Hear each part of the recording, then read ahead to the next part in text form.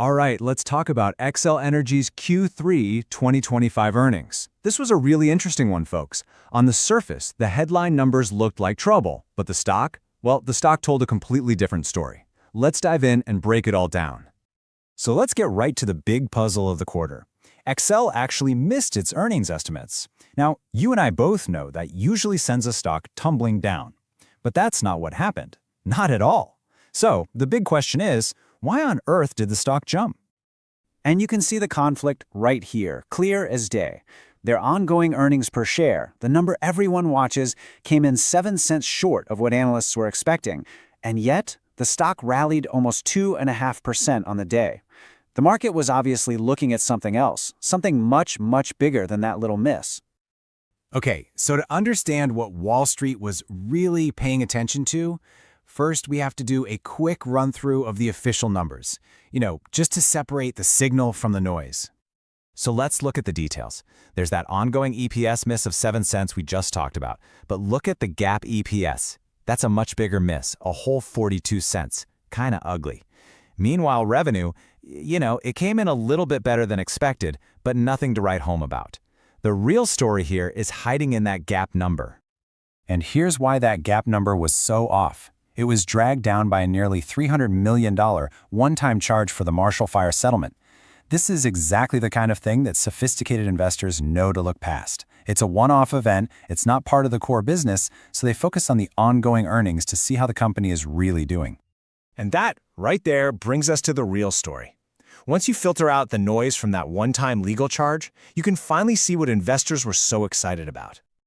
Yeah, they found it. Wall Street wasn't trading off that quarterly miss. Nope, it was focused on a totally different number, one that was much, much bigger.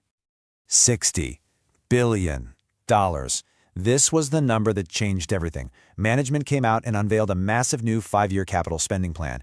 And just like that, the conversation shifted completely, away from a minor quarterly miss and toward a gigantic long-term growth story. And look, this isn't just about spending money for the sake of spending it.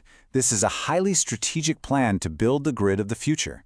We're talking about a grid that can handle the absolutely explosive demand that's coming from the world of AI and data centers.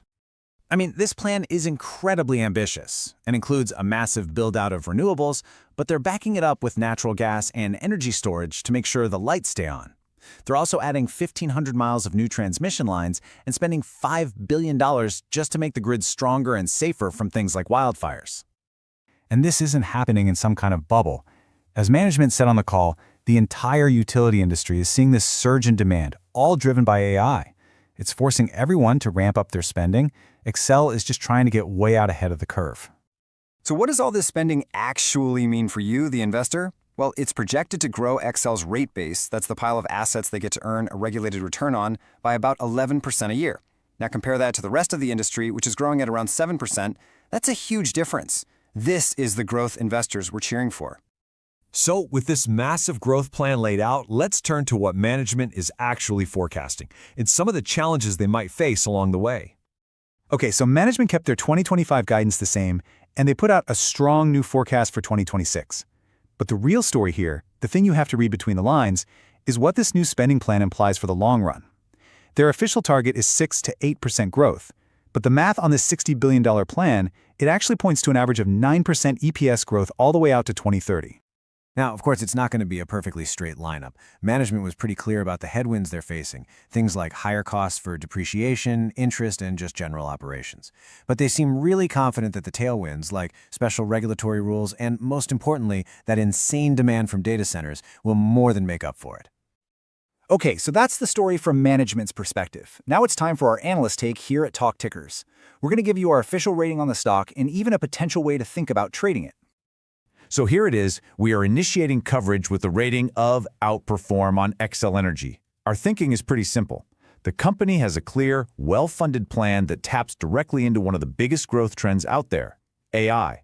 Because of this, we expect the stock to do better than its peers in the utility sector, which you can track with the XLU ETF. So how might someone play this? Well, one idea we've been kicking around is something we're calling the growth arbitrage. The strategy would be to go long on Xcel to capture its fantastic growth story, but at the same time, you could short the utility sector ETF, the XLU. Why? To protect yourself from risks that could hit the whole sector, like rising interest rates. The goal here is to create a position that tries to isolate and capture that extra 4% growth premium that Xcel offers over the average utility. And that brings us to our final, and of course, very important, point. Please remember, nothing in this explainer is financial advice. We're doing this for informational and educational purposes only. You should always do your own deep dive research before making any investment decisions.